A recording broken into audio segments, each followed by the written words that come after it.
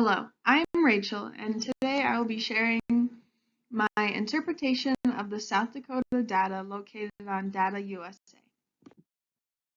There was a lot of information given in the website, and there were quite a few things that surprised me despite living in the state my whole life. First, I was shocked to read that there are almost 11 times more white residents than any other race demographic. I was expecting to see it so high, but not this high. Next, males in South Dakota earn 1.29 times more than women. The fact wasn't surprising, but it followed by saying that this is better than the national average, which I found ironic considering women were more often highly educated, which is touched on later. Another ironic fact I read was that one of the largest industries in South Dakota is general medical, surgical, and specialty hospitals, but excluding psychiatry. Yet the third most popular major taken on in South Dakota was general psychology. I was blown away by the dollar amounts that come with the domestic trade taking place between states, as it was all in the billions, but surprised that we most often trade with Minnesota, Iowa, and North Dakota. I had assumed these states grew and produced very similar crops. This data stated that the vast majority of those over 25 had completed some type of secondary schooling. I was shocked to read that just 0.5% of men and women, though women was less, had not completed some kind of secondary schooling.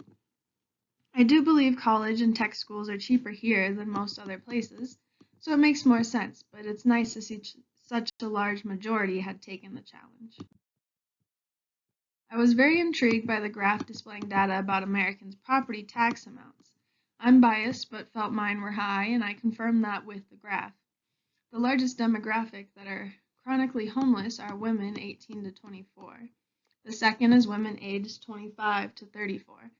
This greatly saddened and surprised me that such a large majority are women and young, like myself. Some things I found that my gut disagrees with, maybe my bias and more representative of my specific area of South Dakota, the Black Hills, but it was incredibly shocking to hear that less than 8% of South Dakota residents are Native American. I do understand that this information does not include the reservations located here as well, but that feels much lower than it should be. Also, the listed poverty rate of 12% also seems much lower than it should, though I looked up the poverty line and that was eye-opening for me. With the continuously rising population in South Dakota and the state not being used to large populations, I believe that the state government need to have a strong plan in place to care for and handle this growth. The needs and interests of those across the state vary so greatly. It's a hard task, but it is beyond necessary to consider each one. I hope to see success from the boom, not crumbling. Thank you for listening. I'm excited to see others' interpretations.